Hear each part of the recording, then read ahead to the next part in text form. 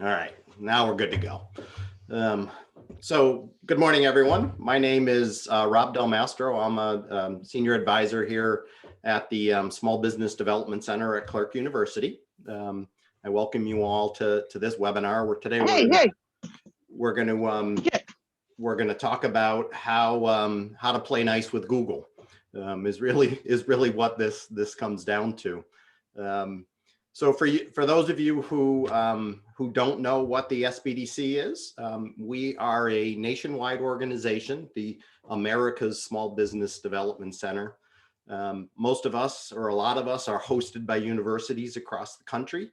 There are state economic development agencies and private businesses that also host us. And we're funded in part by the United States Congress in a partnership with the U.S. Small Business Administration. So our services here are 100% free. You can use us as you wish. Bottom line, we counsel businesses on all aspects of the business. A lot of our customers are starting a business, so we work with them to kind of help them through all the mechanics. This global asset allocation viewpoints piece, which we come out with every month. Sarah, can you mute everybody? Are happy to provide for anyone who's interested in receiving this. But essentially, since 19. All right.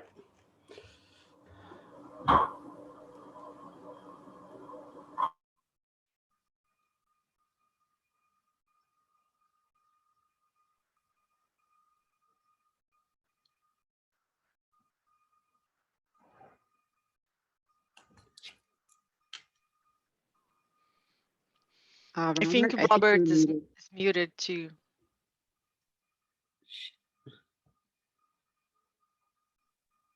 Robert, can you hear us?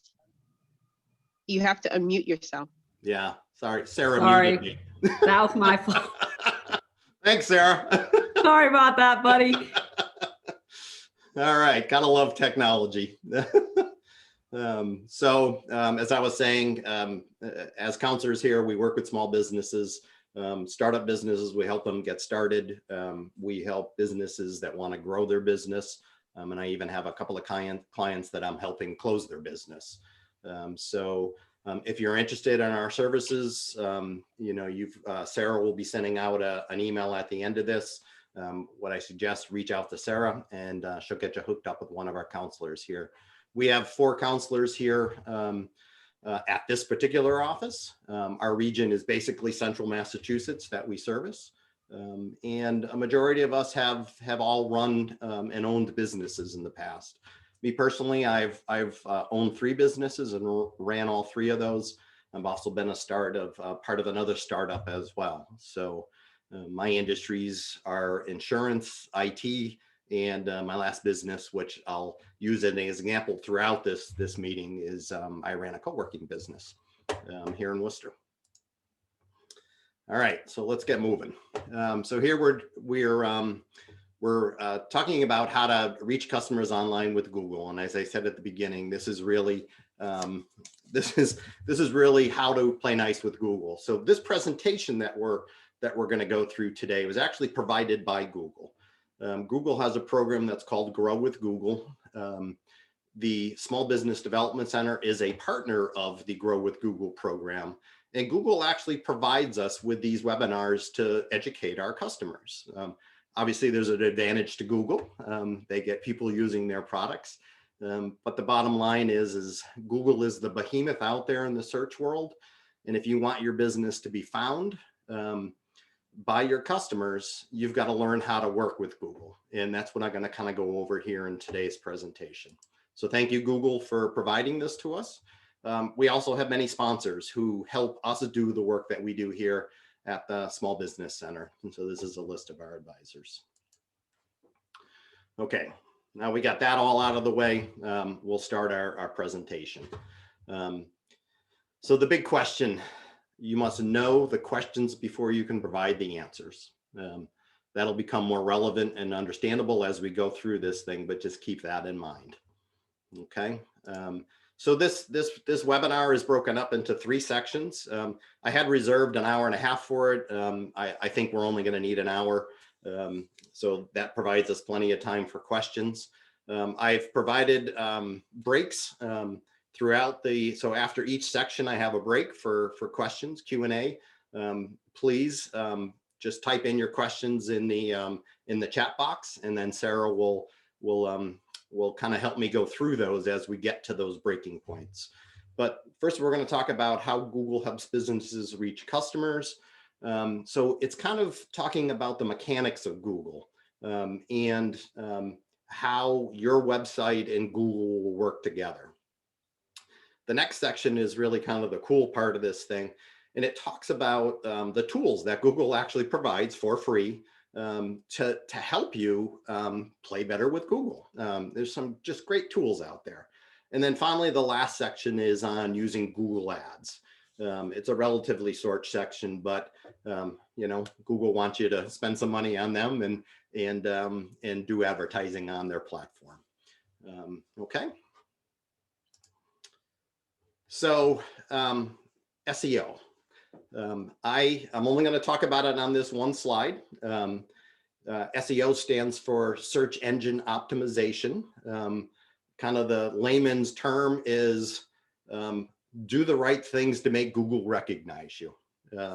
There are professionals out there who do this for a living.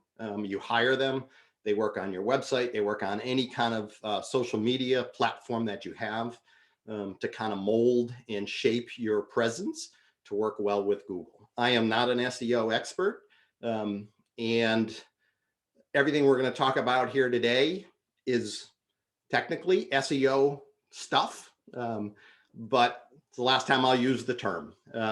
Everything I'm going to teach you in this webinar is something that anybody can do. It's free and it works. When I ran my co-working business, I used every single one of these tools and tips that I'm going to go over in this webinar, and my co-working space was the #1 listing in almost every search for every product that I sold. And I had competition here in Worcester, so it wasn't like I was the only one in the area doing what I was doing. So what I'm going to show you today is relatively simple. It does involve work, but it will produce good results for you. All right, so what does the stars have to do with this? Absolutely nothing.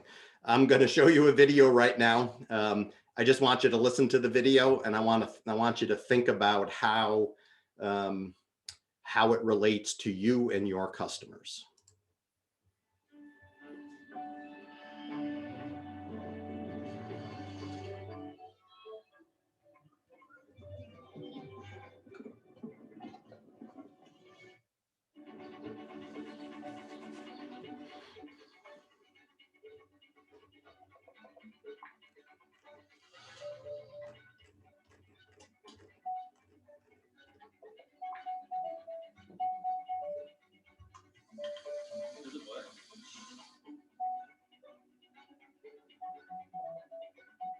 People ask us all the time, how do I get into work?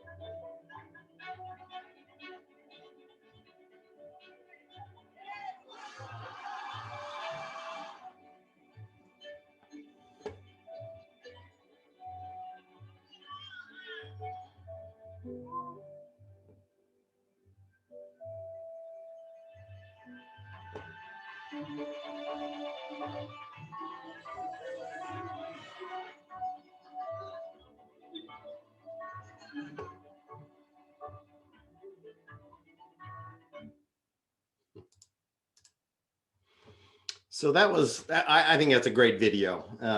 It kind of, I think all of us can relate to something in that video, you know, in the moment, you know, being in the moment, having something happen where we just kind of grab our phones, we grab whatever device we have, and we look something up on Google.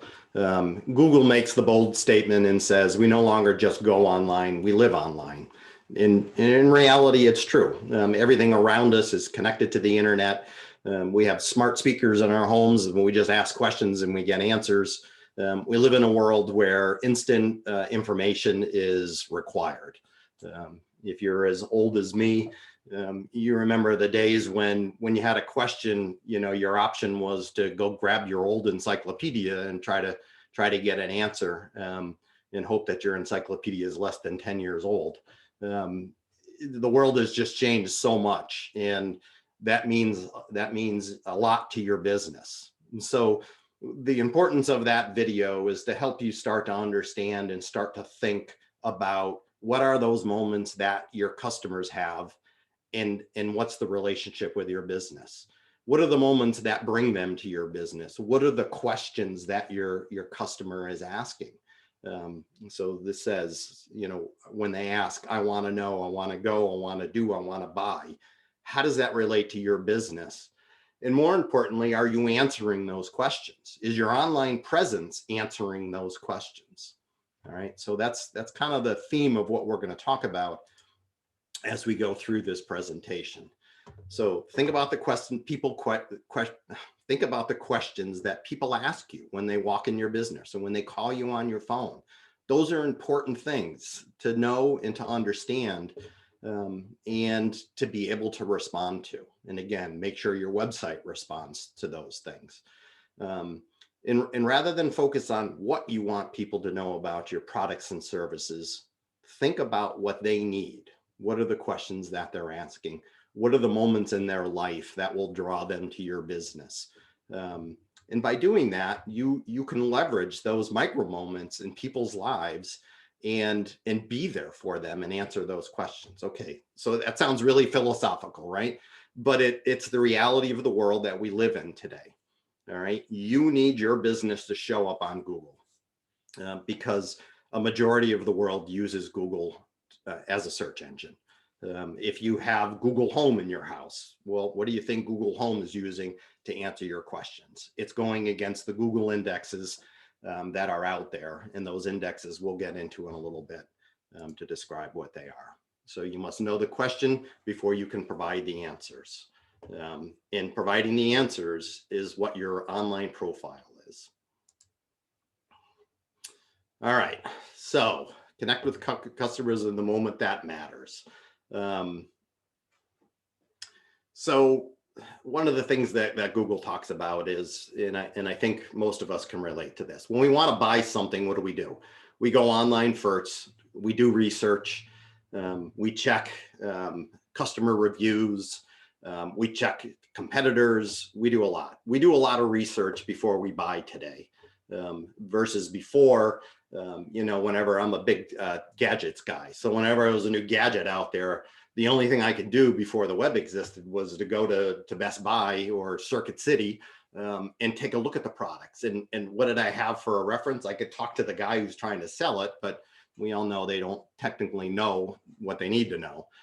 Today, our customers are smart. When they come into your business, they probably have already done research. They probably already know a lot about what you're selling.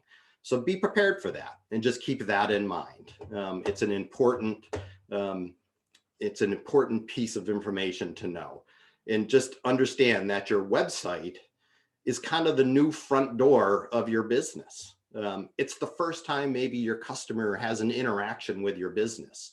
So make sure it's answering those questions again. Make sure it's the impression, the first impression you want to make with your customers. So just something to think about.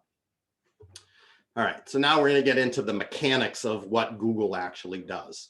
And I think the best way to describe this is if we think of the World Wide Web as a library, all right?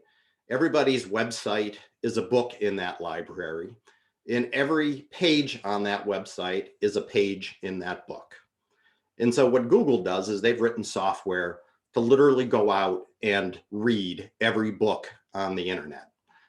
Every website that's out there, it crawls every page on every website, and it sends back keywords, indexes, and valuable information about that site back to Google, where Google then keeps this information in its own database. All right. So they're called web crawlers or Google bots. There's a whole bunch of names for what they do. But these bots actually go out every single night and crawl the web for new information. Now, they're not going to crawl your website every single night, but they will crawl it multiple times. And one of the key things to understand is, and we'll talk about this in a little bit, the regularity in which you update your website is a valuable piece of information for Google. If you create a website and don't touch it for a year, Google's going to basically blacklist you and say, this is not an active business. We're really not going to show results for this business. So and that's not a definitive statement. It may, but it's not going to put you at high ranking on the list. So information stored in Google indexes to keep it as plain and simple as possible.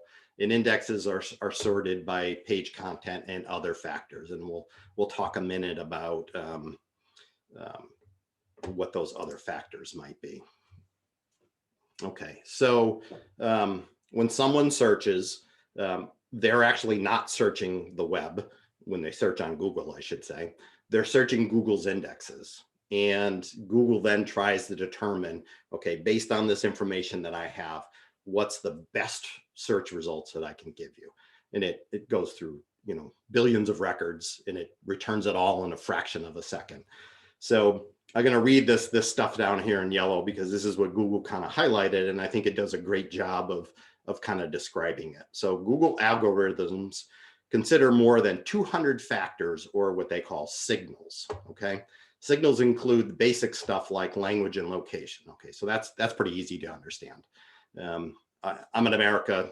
We speak English, so only return English websites. And I'm located in Worcester. If I've got locations turned on, it knows that, and it's going to try to do some relevance to local search based on what I'm asking for. If the search I'm asking for actually requires localness. What type of device am I using? So Google actually, when it searches your website, determines if it's good for desktop, good for mobile devices. And it uses that information on what it returns to the user. Other signals include, here it is, age of content on the website page, its relevance to the query search, so that makes sense, and whether the page provides a good user experience. So we're going to talk a little bit more about determining if your website is a good user experience. I'll show you a tool that Google provides that will actually grade your website. But it's important to consider that's part of the search criteria. When Google returns a result, they look at your website and say, this really has not been optimized for mobile devices. The current guy's on a mobile device. You know what? I'm going to show some other listings instead, and maybe put your website towards the bottom of that. So just things to keep in mind. We got to learn how to play by the rules. All right, so kind of the anatomy of a search. I think most of us kind of know all of this, but I'm going to go through it quickly. When you do a search, the information that shows up in this middle panel, you get the URL, of the result. You then get a page title, and then it gives you some description information. All right. So all of this is, let's assume one of those lines is your website. It's going to, based on what it crawled your site and the information it provided, it's going to return something from your website. And just keep in mind, it doesn't always return your homepage. When I ran the co-working space, I sold 4 products, and my website was very organized into my homepage and then a page for each of the primary products that I sold. And so one of the products was meeting rooms. So if you did a search on meeting rooms in Worcester, my homepage didn't return here. My meeting rooms page returned here. And so we'll get into the design of your website in a minute, but something to consider and just something to understand. The other thing is this business profile over here. And probably 2 months ago now, I did an entire webinar on how do you actually configure this. We'll talk about it quickly today. It's called Google My Business. but it's a great opportunity for you to tell Google who your business is outside of your website. And it's a good way to make the connection between who your business is and your website. So we'll talk about that in a little bit. And then we've all seen the ads. So if you're looking for refrigerators, you're going to get a list of places that sell refrigerators here. And then I'm sure we're all familiar with the ads that show up here. Anybody who's running an ad and your search query kind of triggered a familiarity there, it's going to put those ads there, and they're always at the top. There's a neat thing that most of us probably don't even look at when we do a search, because none of us have the patience or the desire to scroll to the bottom of the search. After the fourth item, we tend to stop.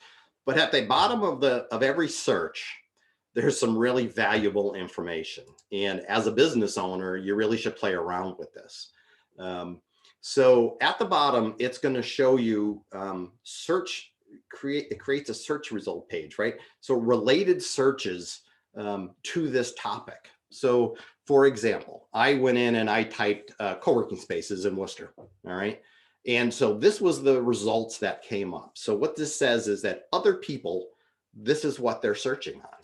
And so why is that important? So let's take a look at this one here, benefits of co-working space. Well, if that's what people are searching on, I probably should have maybe a blog out there that talks about benefits of a co-working space, co-working space examples or co-working space design. Well, maybe I should have information out there about the design of my co-working space. So it's something you should play around with. Try different searches.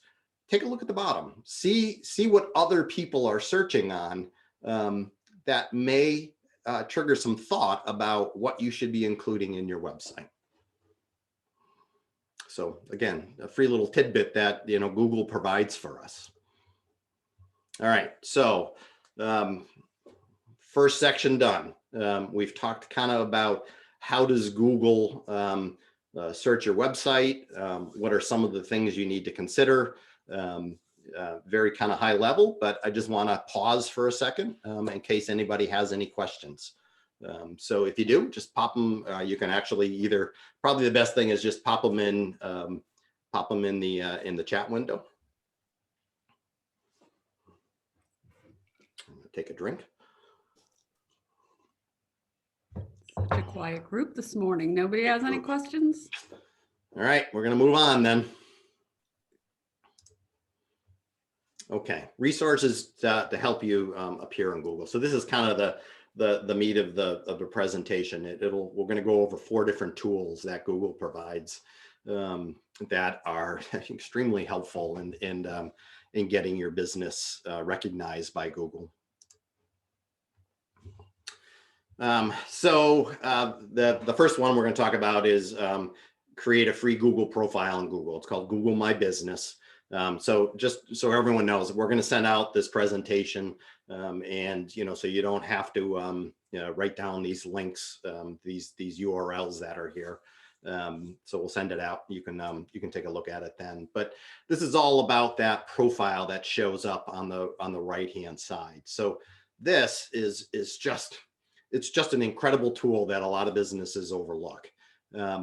Think of it like a secondary website. It's a website for Google. But a lot of times this is your front door to your business. When somebody searches and your profile shows up here, it's an opportunity. It's your first opportunity in many cases to wow your customer.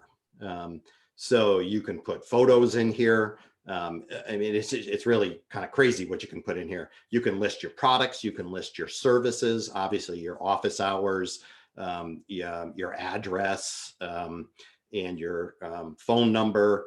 There's a nice section in there, a note from the owner, where you can put a nice personalized message in there. You can post events in there. You can just do regular posts in there.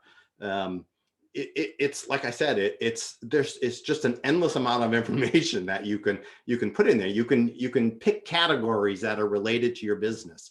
And so what's the value of all this?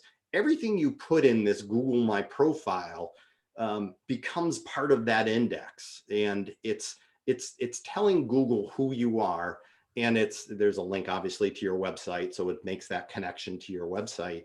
And when you go in and you put your products in here, you put your services in here, you are specifically telling Google, this is important to me, and this is what I do, as opposed to Google going to your website and trying to figure that out. So I strongly recommend every business out there take control of your Google My Business profile, go to google.com/business and fill out all the information. It's a two-step process. You register with Google. They then send you a postcard with a code in it. You then go back into the dashboard, you put the code in, and then you can fill out all the information. It's just Google's way of verifying you're the owner of the business. So like I said, I did a whole webinar on this. I'll probably do another one in a month or two of the same topic. It's such an important piece of the puzzle that you know, I will offer it again. So Rob, Google can My I Business- interrupt? It looks like we have 2 questions that might have just taken their time to get into the chat room regarding the first half. Okay, yeah.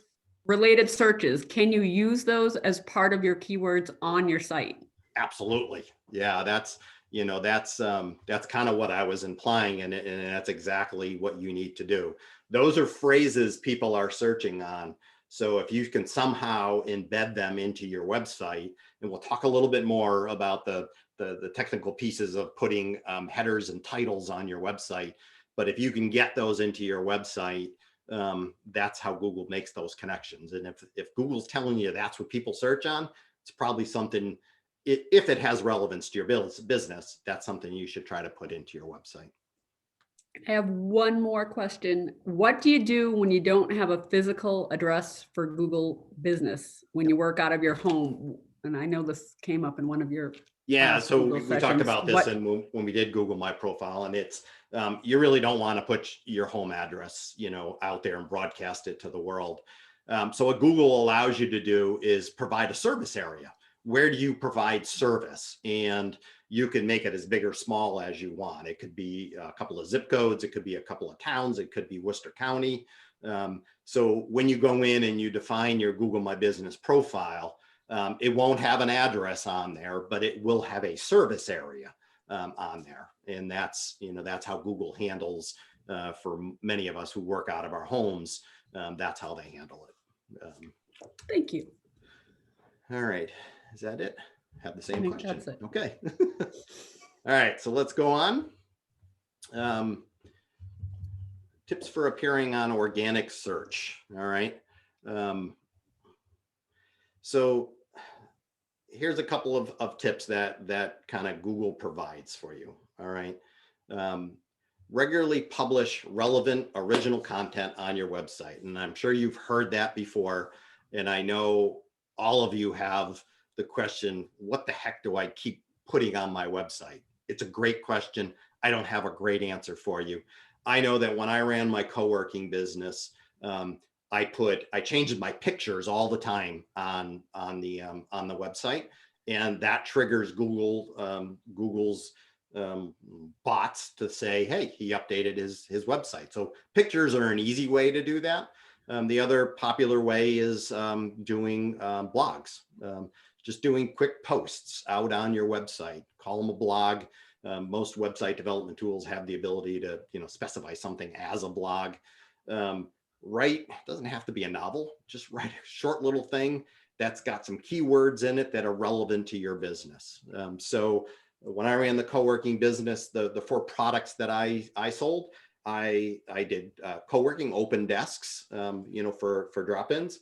I did meeting rooms, so you can rent a meeting room by the hour. I had private offices that you can rent by the month, and I provided a mail service. So I wrote blogs about those 4 things. How do you run a meeting? What's the best software to manage your meetings? And then co-working, what's the benefit of a co-working space? So the idea is just find some relevant information, try to update your website. My suggestion would be, once a month at a minimum is more than enough. I mean, it can consume you if you just continue to try to do this. But I did it once a month, and that seemed to be acceptable for Google. As I said, my my URL always showed up at the top of searches for co-working spaces here in Worcester. And that's the technique that I used. Google says always lead with your most important information. A lot of text is never good. Be very concise in what you have, what you want to say, make it very important. When I organized my website, my home page had all the call to action buttons right there. So, you know, when you go to a website, you only see, you know, the first section of the website, and then you got to scroll down to see all the rest. Literally everything below what the first screen is almost irrelevant. But you need to have it there so Google can read it and understand it. But all my call to actions were there. Call the office, directions to the office, book a meeting room, book a tour, everything all right within that thing, very concise. Right below that, my 4 products, okay? My menus across the top, home, my 4 products, about us, all right? All of that is telling Google what's important to me, all right? The fact that I have my 4 products right at the beginning of my web page listed in, they're called header 1, header 2s, and titles. And the fact that I put them as titles to my menus, all of that stuff tells Google what's important. So when you're designing your website, obviously you have to make it attractive to your customers, but you have to make it attractive to Google as well, all right? And so let's talk a little bit about headers, header 1, header 2. It's a bit technical, but if you've got someone who is doing your website, you can talk to them about it, they'll understand it. Every web page has a title. Every software provides the ability of putting a title in there. Make that title extremely relevant. When someone clicked on my my menu for meeting rooms, my title was meeting rooms, obviously. Meeting rooms, it clearly co-working. So I tied my company name to my product that I'm selling. And then there are basically titles and headers in on your web page. You wrap what's called header tags around them. Anything that's wrapped with a header 1 or header 2 tag tells Google this is important. Read it and understand it. All right. And then the other thing is images. All right. Images on your website are obviously really kind of, it's a great experience for your users to do it. We all have cameras. We all take pictures with our cameras. Cameras have actually gotten too good for our websites, right? The images that cameras take now are so detailed and so large that they're actually inefficient for websites. What Google, you know, again, Google's gonna rate your site, is gonna rate your site based on its speed. So if you've got 5 meg files from your phone, they may be beautiful, and you've got 5 of them on your page. Every time someone loads that page, they've got to download, or the first time they load that page at least, they've got to download 25 megs of data. So what Google recommends, and I recommend as well, is find a way to compress those pictures down as small as you can get them, but still obviously keeping the quality, and put them on your website. The other thing is every image, you can put an alternate text on that image, okay? So Google really can't look at an image and understand what it is, but if you put an alternate text on it and describe that with keywords, then Google has an understanding of what it is. There's also another advantage to that, and that is for the visually impaired individuals looking at your website. They have tools that read your website to them. When they come across an image, if you have an alternate text on it, it'll read that alternate text. So they get to see, they get to hear what that image is. So it's a pain, especially if you're changing your pictures often, but again, try to put alternate text on your images, try to keep those images pretty small so that your page loads quickly. So I see a question, a couple questions. How often is regularly update content? Well, as I said, I stuck with once a month. I felt as though that was adequate enough. Other people will tell you at least once a week. For all of you that are out there running a business, pretty darn hard to find a time to update your website once a week. But make it a monthly task at least to go out and update your website. That's my opinion on it.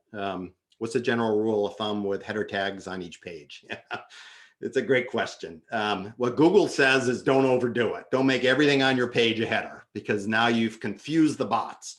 They will look at that and say there's just too much here. I can't decipher what's important. So use them sparingly. Use them at the top of your page. So you're telling the user. So again, if we use the meeting rooms example on my website, right at the top of the page, it said meeting rooms, right? And I was wrapped with header 1. All right. And then I had 4 different meeting rooms in my thing. And I would say Clark meeting room. Clark was the name of the room. Tatnick meeting room. And those were wrapped in header 2. So the word meeting room was in every one of those, but I was naming my my rooms. All right. And then, the other rule of thumb is, everyone tries to stick keywords into things to make Google recognize what's important. Don't overdo that as well. Just write naturally, throw in a keyword here and there so Google understands it, but really kind of focus on your title of your page and the headers, the highlights of the page as well. All right, so that's the most technical thing we're going to talk about today. All right, so now we're going to get into some of the tools that that Google provides for us. So there's this thing that's called Test My Site, and like I said, we're going to send these slides out. So I recommend everyone not hopping over to their browser right now to test out their site. But this is a kind of a neat tool. You go to g.co/testmysite. You put in your website URL, and it'll give you a full report about everything wrong with your website. It does speed tests, so it tests it based on a cell phone on 4G, I think is the background that it uses. It is going to test for bad links. It's going to test for a whole host of things. So it's a great little tool. It's free. I recommend everyone testing their website on this, reviewing the results, try to make the changes, test it again. All right. And Google has this thing that says for every second that your page loads, you lose 20% of the customers there. So, if your page loads in 5 seconds, you've lost everybody. So they're really looking for websites that load in 1 second. All right. And it's really challenging. I always had my business registered with the Better Business Bureau, and they provide you a nice little widget that you stick on the bottom of your web page, down in the footer section, that people can see, oh, I was A+ rated with the BBB. And if I click on it, it goes to their, to my profile on the BBB. Okay, that's great, right? Except that one widget took 1.5 seconds to load. So I've already lost my I've already lost 20% of my customers because I decided to put that widget on my website. So, you gotta think about these things, right? It's a great user experience. It's a horrible Google experience. So just things to consider. And I'm pretty sure on this Test My Site, it gets down to that level of detail of what loaded well, what didn't load well. It'll even, I believe, show images that were too big, or it may say that from an image perspective, there was too much. But it's a great tool. It's free. I recommend everyone try their website on it. The next free tool that's available is called Search Console. All right. So Search Console shows you how Google in the world sees your website. So it's really kind of a great program.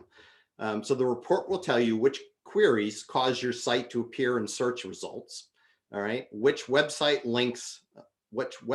link to your site, and if your site works well on mobile devices. So another mobile check. Obviously, mobile is important to Google.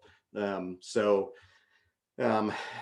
a thing in here, which websites link to your site. I didn't talk about that earlier on some of the 200 things that Google looks at. But having links, having other websites link to your site is a positive thing in Google's mind. You know, I guess the thought is more people that know about you and care to put it on their website, the more important you are. When I ran my co-working space, I actually hired a company to go out and put my business on every single listing site out there. So Yelp, Yellow Pages, there were over 50 of them. And my website then got on my business got on every single one of them, and every single one of them linked back to my website. So right there, 50 connections right back to my website. Now you can do it yourself. There is plenty of, you can just search for, business listings, and it'll list all. You can create your own account. You can go out and do it yourself. It was just a lot of work. And I, at the beginning of my business, I didn't have the time to do that. So I actually paid a company to do that for me. Great thing to hire an intern to do.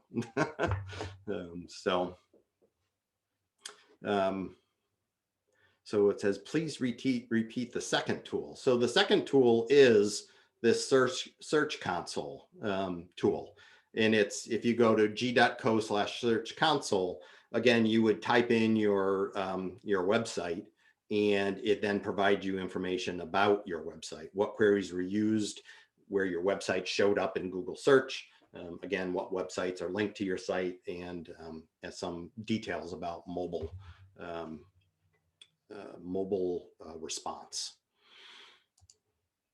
All right, third tool, Google Analytics. Okay, so this is a behemoth of a program that requires its own webinar, to be honest with you. My goal is to, this is what, April? So in May, my goal is to do a webinar on Google Analytics. I am by no means an expert on Google Analytics, and I've been studying the webinar material they've given me, just so I can speak intelligently about it. But I did use this product for my business. There is just a wealth of information on Google Analytics about your website. It is just a phenomenal tool that will tell you almost everything you need to know about your user's experience on your website. It tells you, what regions of the country, the city, the town that your customers are coming from, whatever demographics it has about those people, male, female, age category, a whole host of stuff.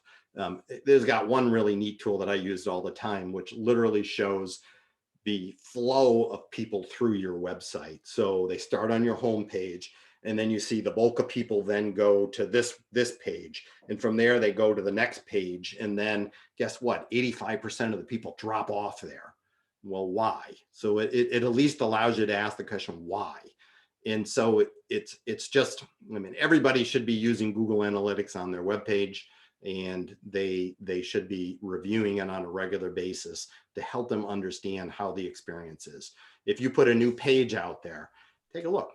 Are people going to it? Are people going to it and then dropping off your website? So maybe it wasn't the best page you put out there.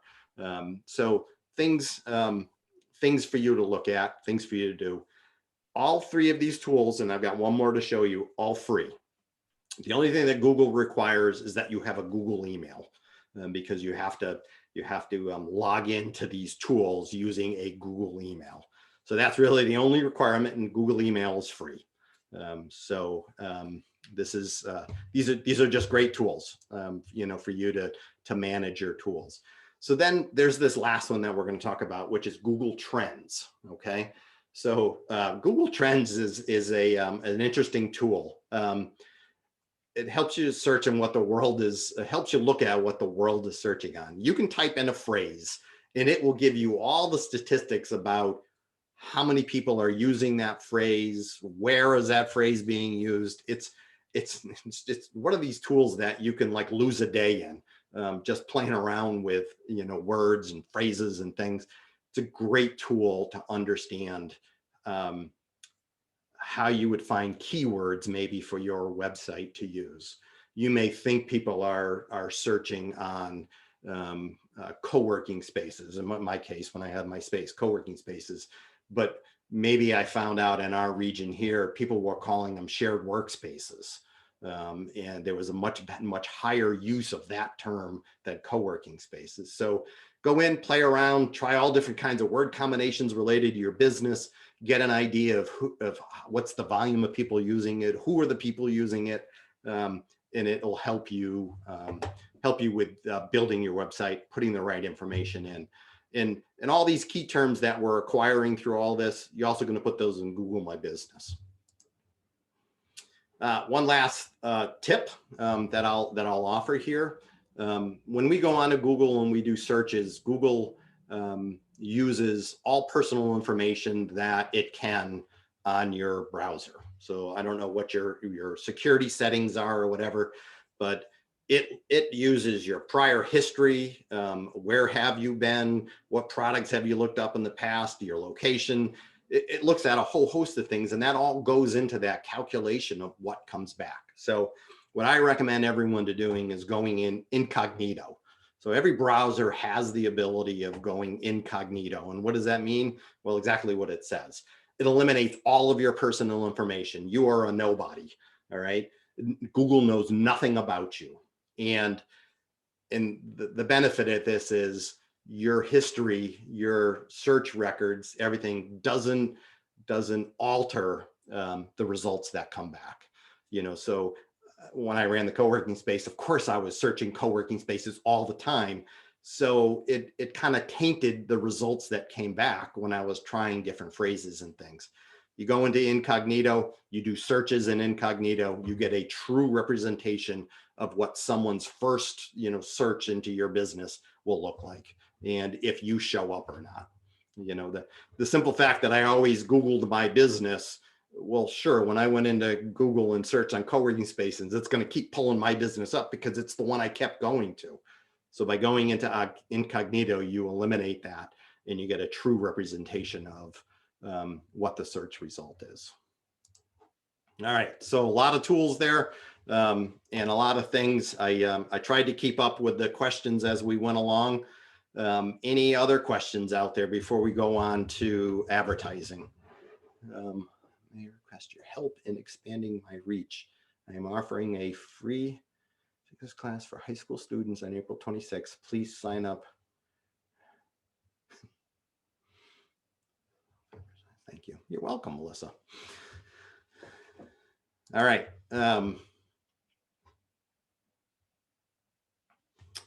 Okay, I'm going to move on because we're already at 1 hour, 10 minutes. So I'm talking a lot more than I thought I was going to talk.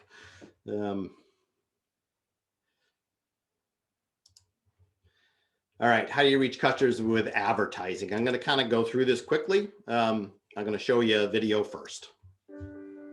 I deployed to Afghanistan in 2007. Being there was the hardest part of my life.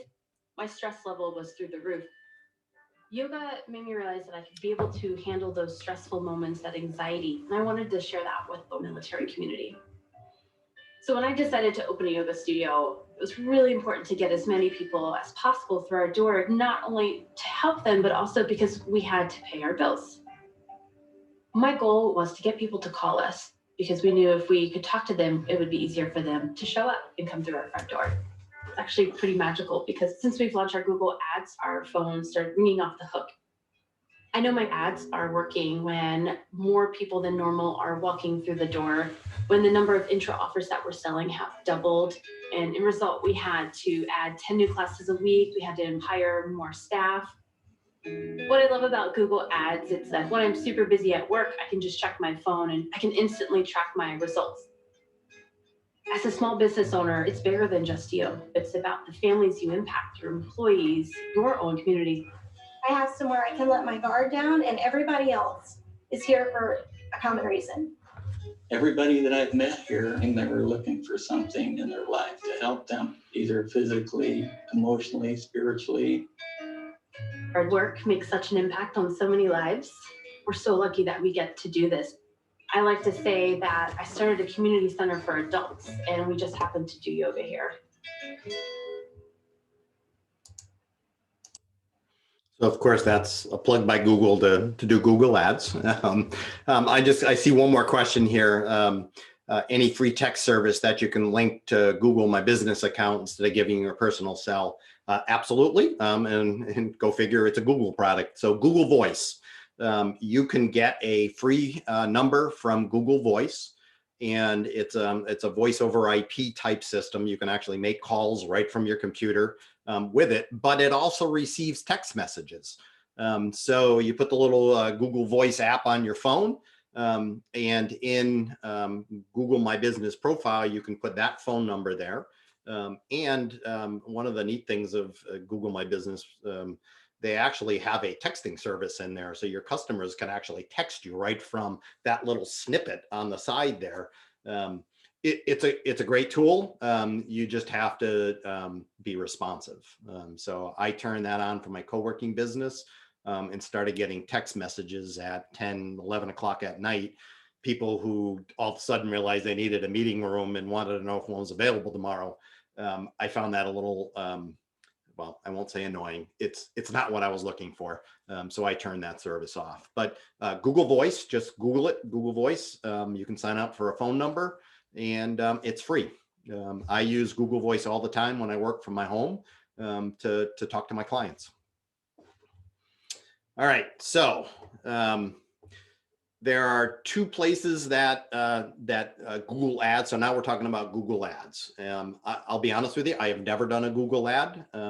I was a big Facebook ad person with my business. Are you saying Google Voice? Yes, that is what I'm saying.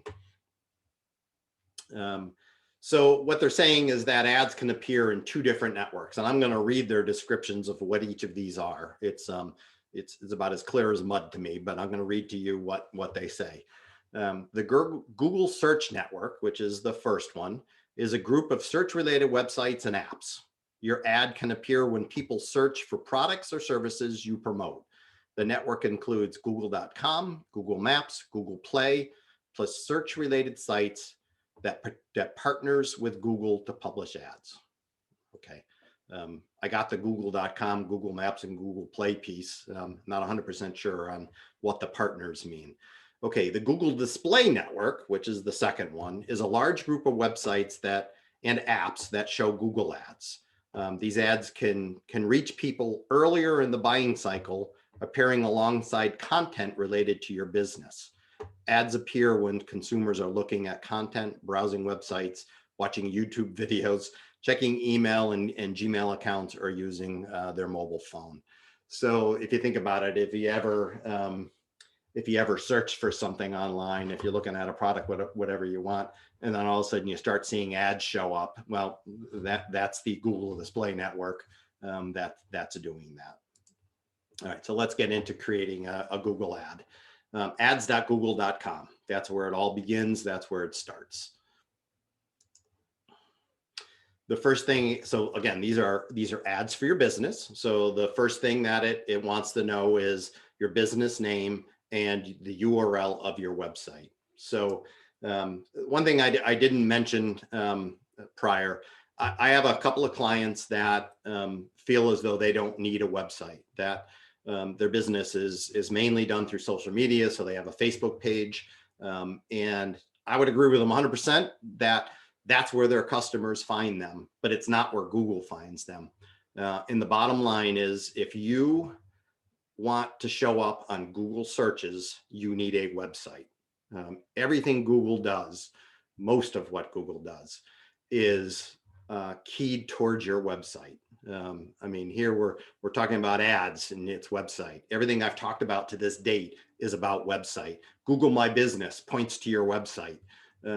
So although you may not feel your customers use your website, and that may be a completely valid statement, you need to have a website, you need to work on your website, and you need to make it friendly to Google to show up on search results.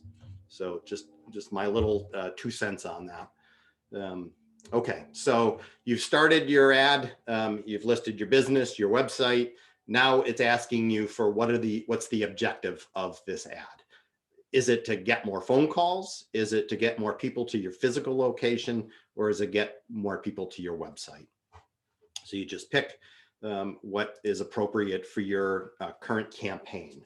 And so now it's going to ask for a radius or a location that you want this ad to run. So if you're a local business, when I'm in my co-working space, I knew that there was about a 100-mile radius of people that used my services, down to Hartford, Connecticut, to Boston, to Manchester, New Hampshire, to Providence, Rhode Island. It was about 100 miles.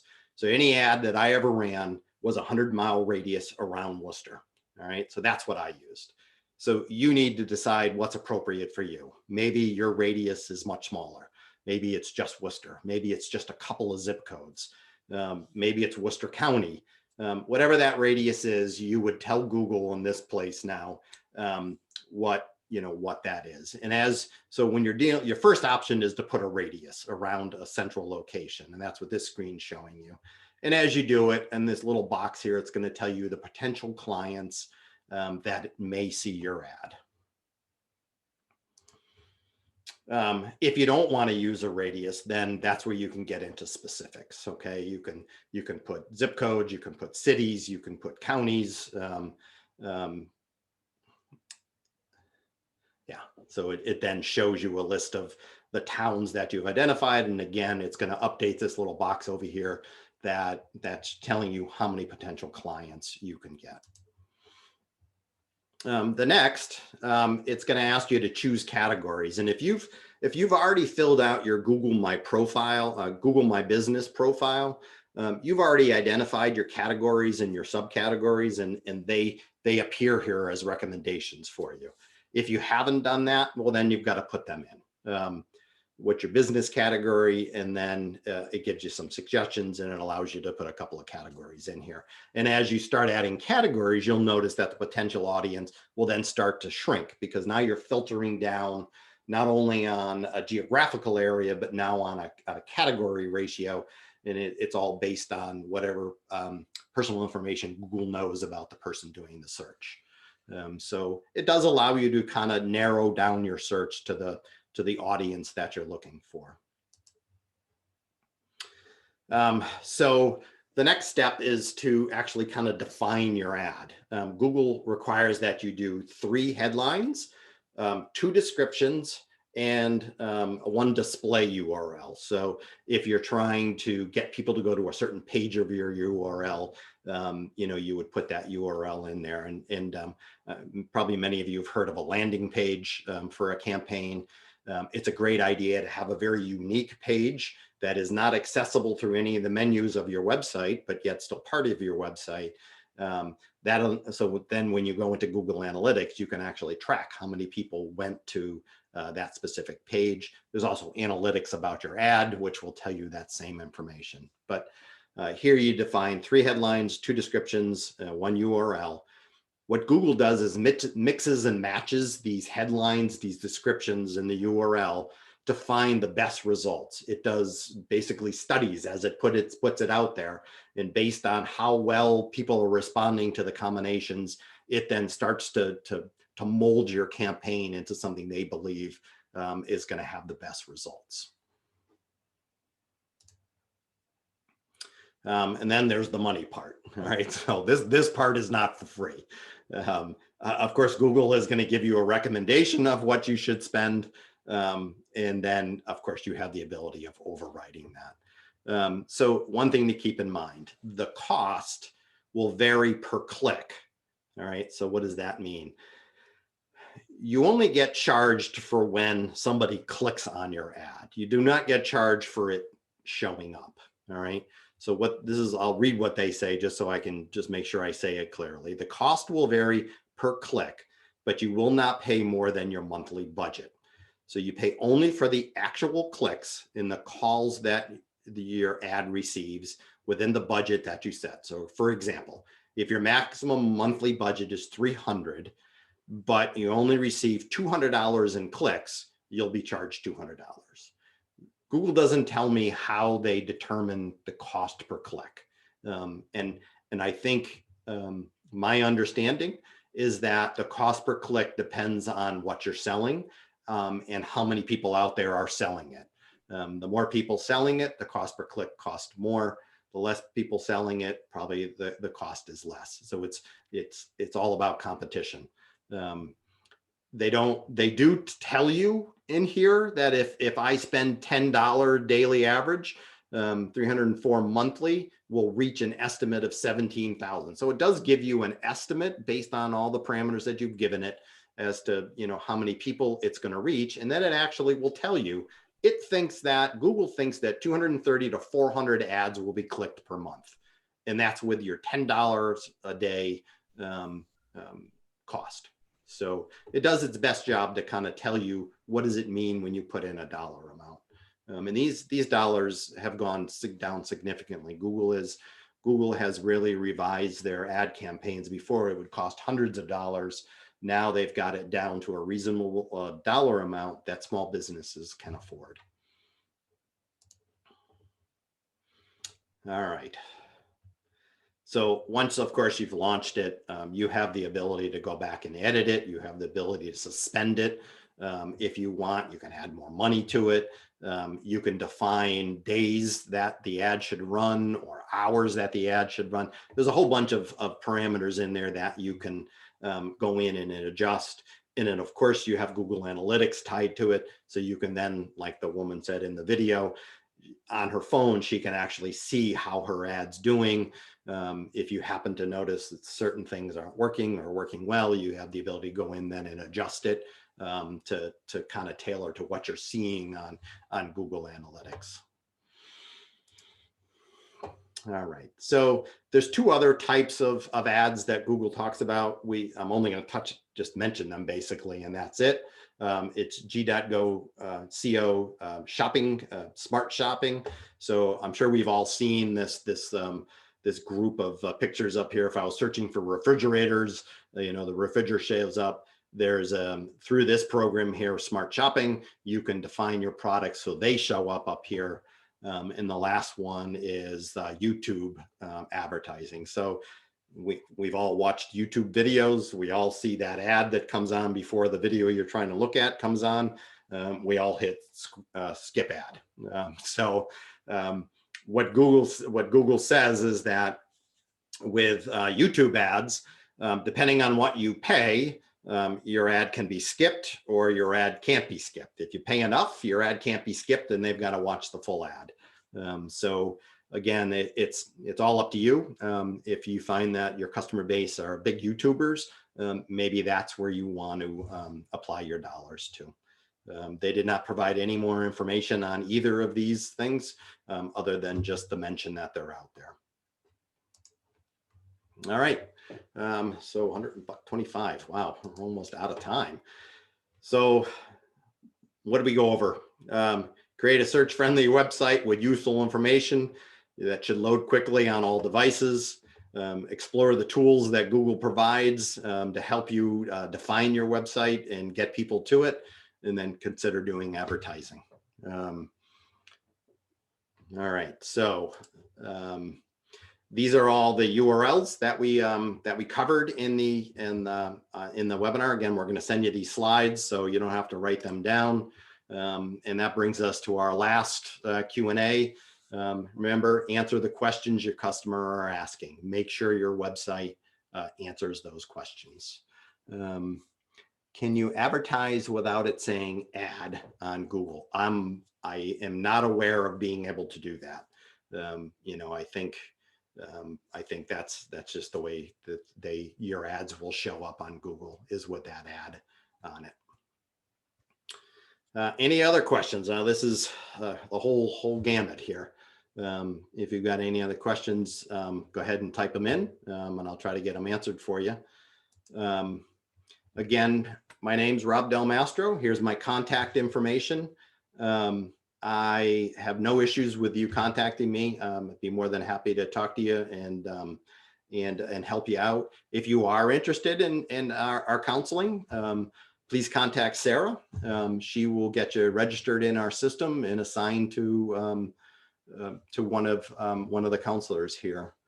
Would adding a video blog be as relevant as a text blog? I'm pretty sure the answer is yes. I can't tell you why though. I know that videos, Google rates videos very high on your website. I know that's a plus for them. So I don't have the information as to why it's important, but it is. So I'm going to turn it over to Sarah just for a second. She's going to say a little something, and then we're done. Yep. Thank you all for coming. I'm going to send out an email after this with the slides that Rob just showed you. I'm also going to put in the chat right now a link to our online evaluation, which is literally less than 5 minutes. It just lets us know what you thought of this webinar, and it also asks for future topics you may like to discuss. And if you really want to make a splash and give us a Google review, I put that link on there as Google well. loves reviews. Google loves reviews, preferably good reviews, but you know what? Honesty is everything. So as Rob said, if you have any questions, you can always reach out to Rob or myself. And that's all I have About to it. say. So you just reminded me, and Google My Business, on that tool, that's where you actually have the ability of responding to reviews. So extremely important that if somebody writes a review, you respond to them right away. Google actually evaluates how quickly you respond. And when somebody goes to write a review, it'll say usually responds within 2 hours, or if you're really lazy, it'll say really slow at responding. So you need to be on top of that, and you need to respond. It could be as simple as, hey, thanks for the review. That's it. You don't have to get fancy. You just need to respond, and it's all done through Google My Business. And Google My Business provides you, as you can see, Sarah posted a link in the chat. If you click on that link, it goes immediately into the form to fill out a review with our company already there. I advise all of you to get that URL for your business and put it in your email signature. Get it on your website, get it anywhere and everywhere. The more reviews you have, make sure they're good reviews, the better Google will like your business. And obviously we have no control over the reviews that are put out there, but always be good to your customers and you'll always get good reviews. Not always, most of the time. All right, well, thank you, everybody. It's 1 hour, 29 minutes. Wow, it took the whole hour and a half. I hope this was helpful for everybody, and I appreciate you all taking the time to learn it. And everybody have a great day. Bye-bye. Somebody asked, can we get the recording? Yep, once we figure out how to do that, we will put it out there. Thank you so much, Robert. Hey, you're welcome. Thank you. Thank you. Thanks, everyone. Thank you. Bye-bye.